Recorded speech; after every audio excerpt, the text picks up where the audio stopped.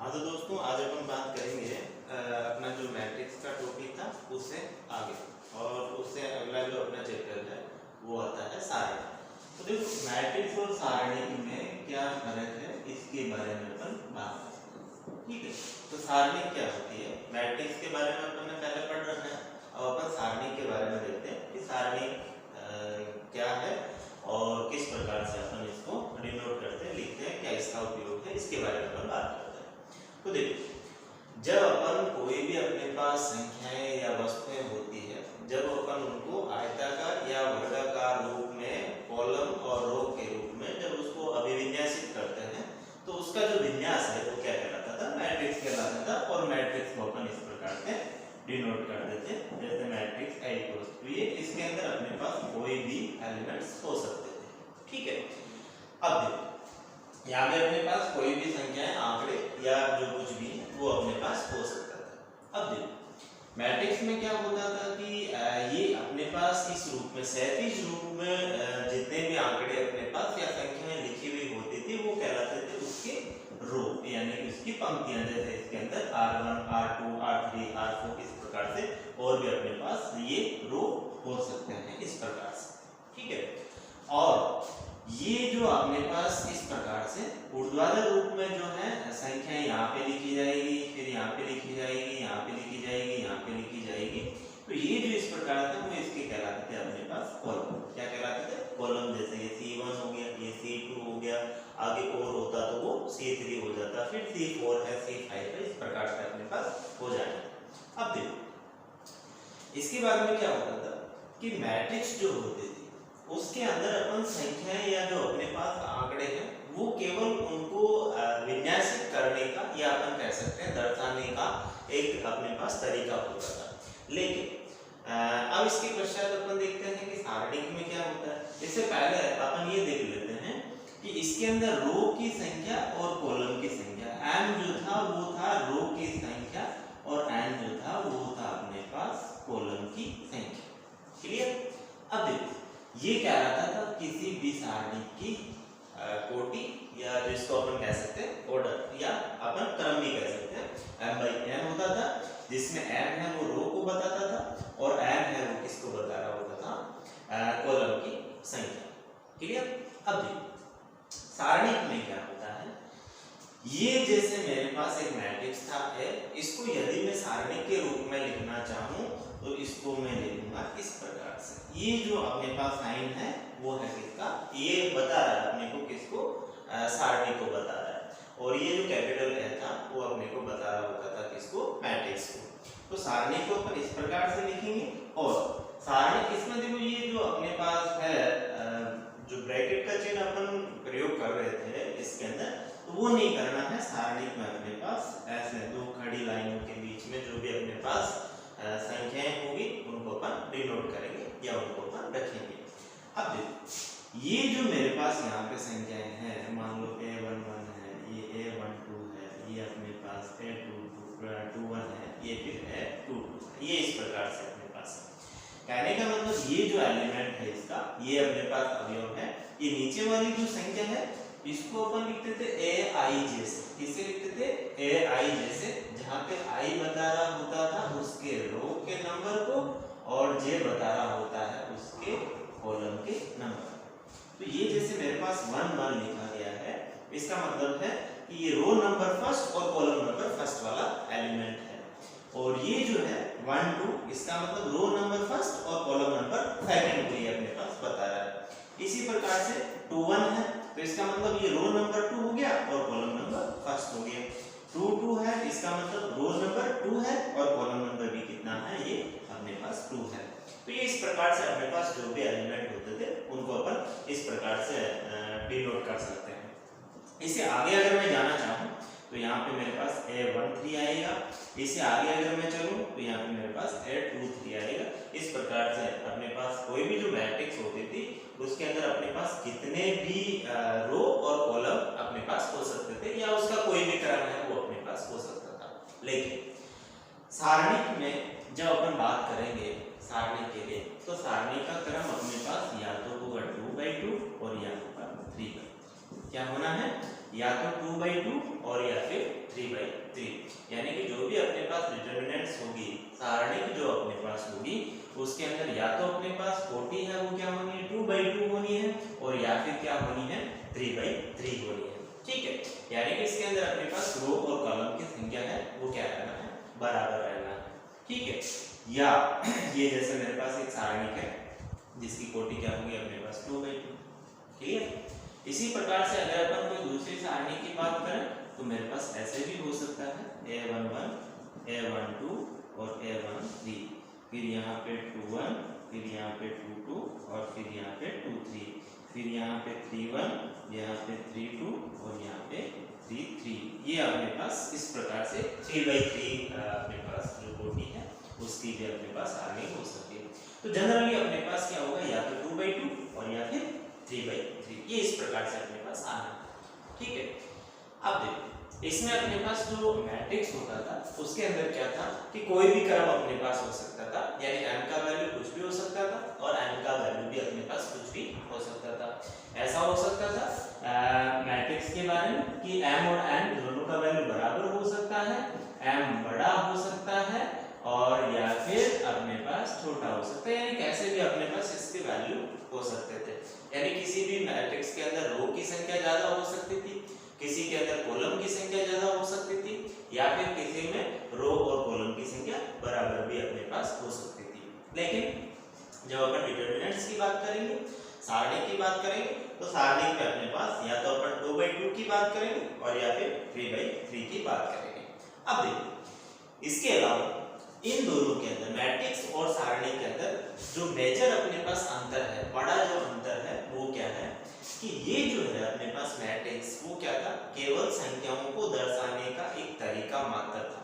यानी कि मैट्रिक्स जो है वो केवल एक संख्याएं जो अपने पास थी या आंकड़े जो अपने पास होते थे उनको केवल अपन आयताकार या वर्गाकार रूप में उनका जो विन्यास है वो क्या कहलाता था मैट्रिक्स कहलाता था। इसका कोई निश्चित वैल्यू नहीं होता था, यानी कि इसका कोई वैल्यू नहीं होता था, ये केवल एक संख्या या अपने पास जो आंकड़े होते थे उनको लिखने का तरीका मात्र था। लेकिन जब अपन बात करें सारणी की, ठीक है, तो सारणी में क्या होगा कि जो भी मेरे पास आंकड़े हैं या फिर जो भी मेरे पास संख्याएं दे रखी हैं उनको ये लिखने का जो तरीका रो और कॉलम उसी प्रकार से है, सेम है, लेकिन इनको जो इस प्रकार से लिखेंगे तो ये अपने पास एक निश्चित वैल्यू भी इनसे निकल के आएगा और जो भी वैल्यू निकल के अपने पास आएगा इनसे वो कहलाता है सारणी का मान। क्या कहलाता है सारणी का मान। अब देखो जब अपने पास 2/2 इस प्रकार से अगर अपने पास दे रखा है कोई सारणी तो उसका वैल्यू अपन कैसे निकालेंगे, उसका क्या तरीका है अपने पास, और जब अपन 3/3 क्रम का अगर अपने पास कोई भी एक सारणी है तो उसका वैल्यू अपन किस प्रकार से ज्ञात करेंगे इसके बारे में अपन बात करते हैं। ठीक है, अब देखो सबसे पहले मैं क्या करता हूँ कि सबसे पहले मैं केवल 2/2 क्रम के अपने पास जो डिटरमिनेंट्स है सारणी जो है उसके बारे में मैं बात करूंगा। तो 2/2 क्रम का जो अपने पास सारणी है उसको अपन लिखेंगे इस प्रकार से। क्लियर, ये इसको लिखने का तरीका अपने पास हो गया। इसके अंदर 4 एलिमेंट है और चारों एलिमेंट को अपन इस प्रकार से डिनोट करेंगे। a11 हो गया, a12 हो गया, a21 हो गया और फिर a22 हो गया। इसके अंदर 2 रो हो गए मेरे पास और 2 इसमें मेरे पास क्या हो गए कॉलम हो गए। ये इसको लिखने का अपने पास इस प्रकार से तरीका रहेगा।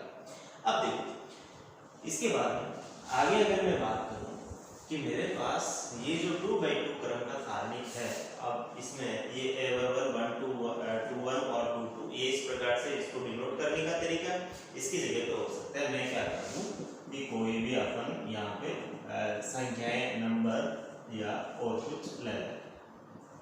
ये मेरे पास एक इस प्रकार से सारणी दे रखी है। ठीक है, अब देखो ये अपने पास 2/2 क्रम का एक सारणी है। अब इसका अपने पास देखो अगर ये मैट्रिक्स होती तो इसका कोई निश्चित वैल्यू नहीं होता, ये केवल क्या होता कि इनको एक लिखने का तरीका मात्र था। लेकिन जब अपने पास ये एक सारणी है तो क्या होगा कि इसका निश्चित वैल्यू होगा। क्या होगा, इसका एक निश्चित वैल्यू होगा और वो जो निश्चित वैल्यू है उसका अपन किस प्रकार से मान ज्ञात करेंगे, यानी कि सारणी का मान जो है वो अपने पास क्या होना है उसके बारे में अपन बात करेंगे। तो इसका वैल्यू ज्ञात करने के लिए अपन क्या करेंगे कि ये जो अपने पास एलिमेंट है इसको मल्टीप्लाई करेंगे इससे। क्लियर? क्या करना है कि ये जो मेरे पास एलिमेंट है इसको अपन इससे मल्टीप्लाई करके लिख देंगे और सामने वाले ये जो बाकी के बचे हुए दो एलिमेंट है इनको अपन इस प्रकार से मल्टीप्लाई करके घटा करके लिखना है, यानी कि 2 into 4 ये ऐसे लिखना है 2 into 4 और इन दोनों को मल्टीप्लाई करके इसमें से घटाना है, यानी कि 1 into 3 ये अपने पास इस प्रकार से इसको लिखना है। ठीक है, अब देखो अब क्या करेंगे अपन कि इसका वैल्यू ज्ञात कर लेते हैं और इसका वैल्यू हो जाएगा अपने पास 8 - 3, यानी कि ये जो सारणिक है इसका वैल्यू अपने पास क्या होना है 5, क्या होना है 5 होना है। ये इस प्रकार से अपने पास आएगा। ठीक है, यानी कि जब अपने पास इस प्रकार से कोई भी एक सारणिक दे रखी होती है तो उस सारणिक का वैल्यू जो है वो अपन किस प्रकार से ज्ञात करेंगे उसके लिए अपने को देखना है। जैसे मेरे पास ये एक सारणिक है और इसका वैल्यू अगर अपने को ज्ञात करना है तो अपन किस प्रकार से ज्ञात करेंगे। हो सकता है कि मेरे पास ऐसा कोई सारणिक दे रखा है, देखो जैसे मान लो यहाँ पे मेरे पास है 3 0 1 और 1, ये ऐसे दे रखा है और इसका मुझे वैल्यू चाहिए तो मुझे क्या करना है इसको इससे मल्टीप्लाई करना है और फिर माइनस इसको इससे मल्टीप्लाई करना है, तो इसका वैल्यू है वो अपने पास कितना आना 3, क्या आना है 3। तो इस प्रकार से अपने पास कोई भी सारणिक जो होती है उसका अपन वैल्यू क्या कर सकते हैं ज्ञात कर सकते हैं। क्लियर?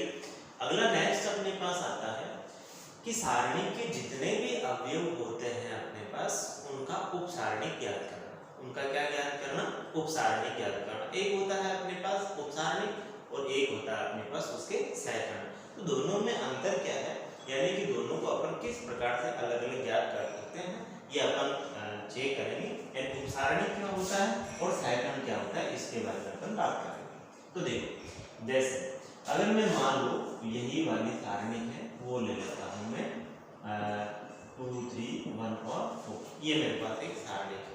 ठीक है, और इसका मुझे ज्ञात करना है इसके जितने भी एलिमेंट है अपने पास उसका क्या ज्ञात करना है अपने को उपसारणिक ज्ञात करना है। तो जैसे ये वाला एलिमेंट है तो यहाँ पे इस 2 का उपसारणिक ज्ञात करेंगे तो उसको अपन लिखेंगे m से। ये कौन है a11, तो a11 के संगत जो अपने पास उपसारणिक होगा उस उपसारणिक को अपन लिखेंगे m11 से, यानी a11 जो था मेरे पास उसके संगत उपसारणिक a11 के संगत उपसारणिक जिसको अपन लिखेंगे m11 से। अब देखो किसी भी एलिमेंट का जब अपने को उपसारणिक ज्ञात करना होता है तो उपसारणिक ज्ञात करने के लिए अपन क्या करेंगे उसके सामने के रो को और उसके सामने के कॉलम दोनों को छोड़ना है अपने को, यानी कि इनको साइड में करना। यानी कि 2 जो था मेरे पास ये जिस रो में आ रहा है उस रो को छोड़ दें और 2 जिस कॉलम में आ रहा है उस कॉलम को आप लोगों को छोड़ना है। बाकी जो शेष बचा है वो क्या है इसका उपसारणिक है, यानी कि इसके संगत उपसारणिक कौन हुआ 4, कौन हो गया 4 हो गया। क्लियर? अब देखो अगले में अगर बात करूं 3 के लिए तो 3 है वो कितने नंबर पे आ रहा है a12।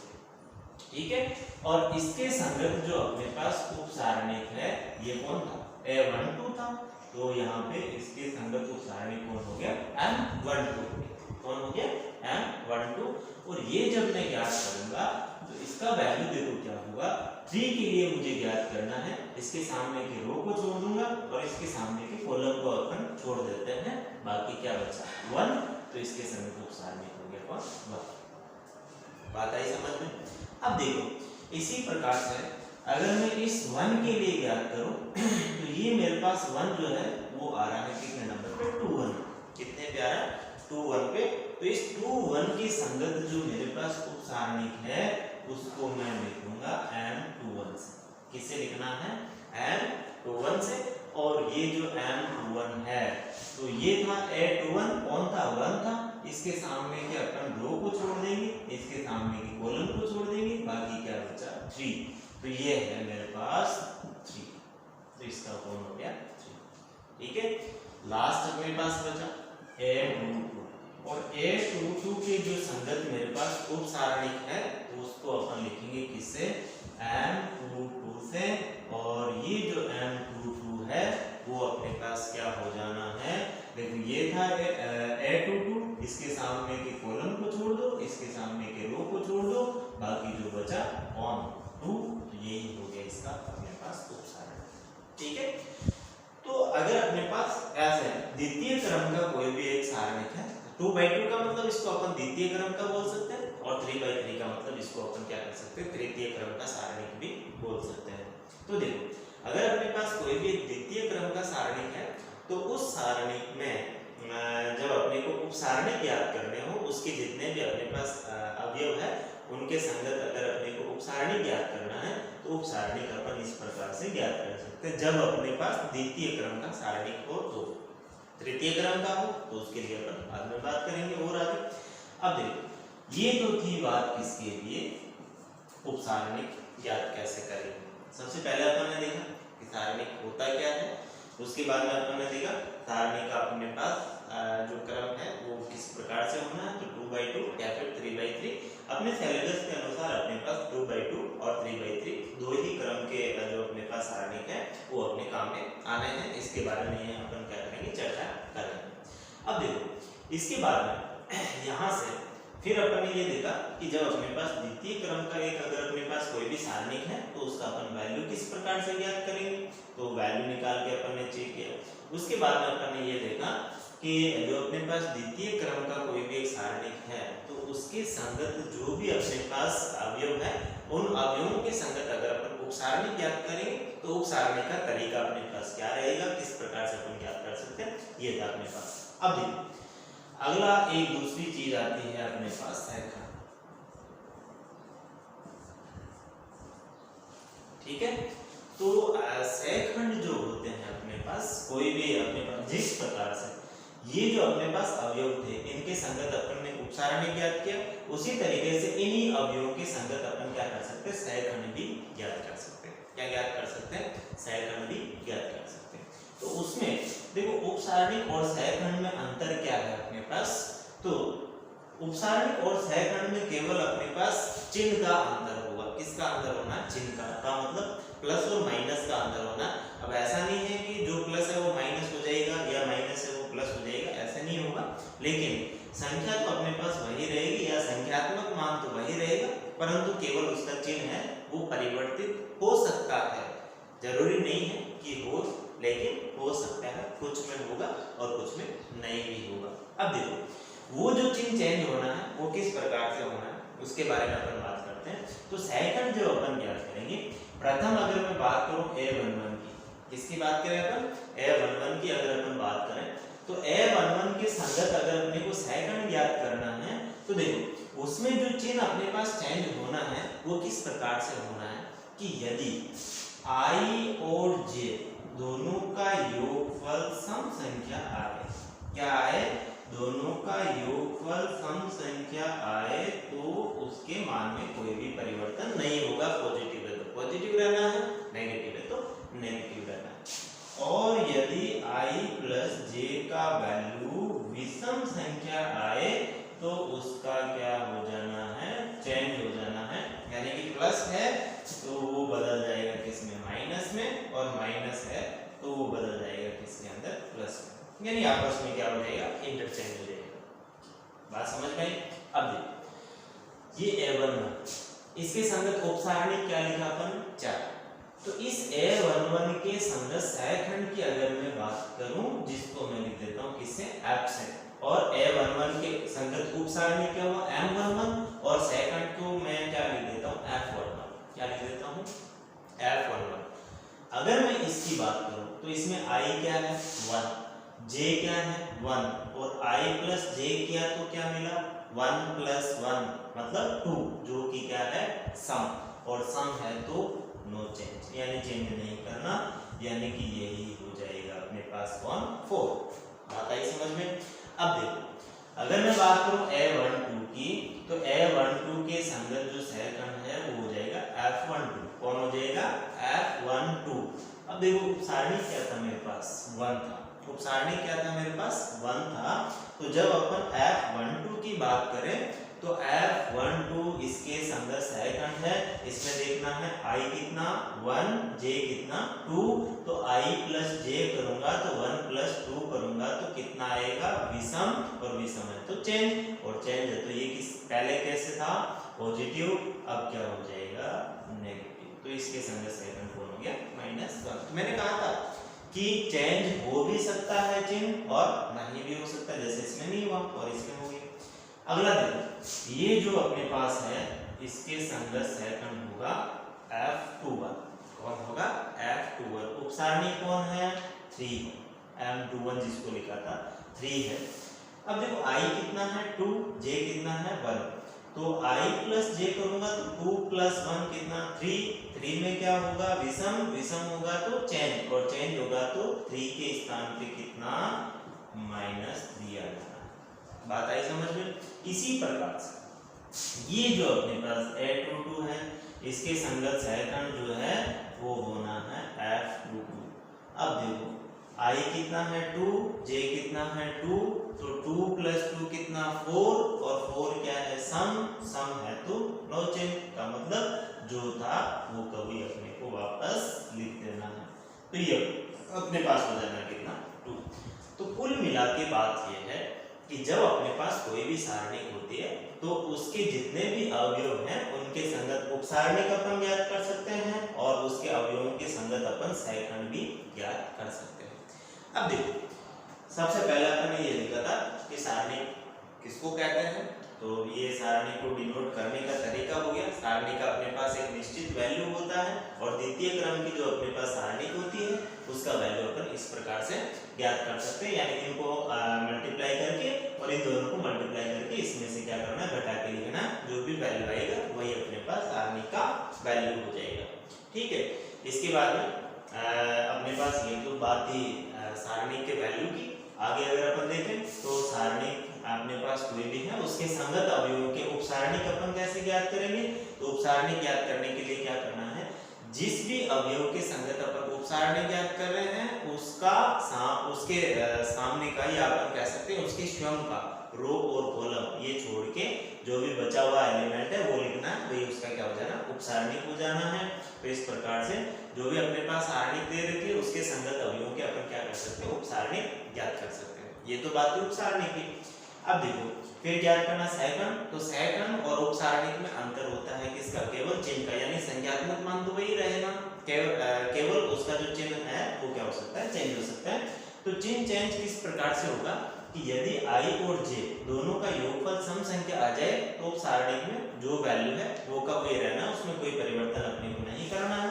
और यदि I प्लस J है वो एक विषम संख्या आ जाए तो उसका चिन्ह है वो क्या हो जाएगा चेंज। चेंज होने का मतलब अगर पहले वो पॉजिटिव था तो अब क्या हो जाएगा नेगेटिव, और यदि वो पहले नेगेटिव था तो अब क्या हो जाएगा पॉजिटिव। तो इस प्रकार से अपन किसी भी सारणी के लिए उसके संगत अवयवों के लिए क्या कर सकते हैं उपसारणिक और सहखंड का वैल्यू अपन ज्ञात कर सकते हैं, और किसी भी सारणी का जो अपने पास द्वितीय क्रम की हो उसका अपन क्या कर सकते हैं वैल्यू भी ज्ञात कर सकते हैं।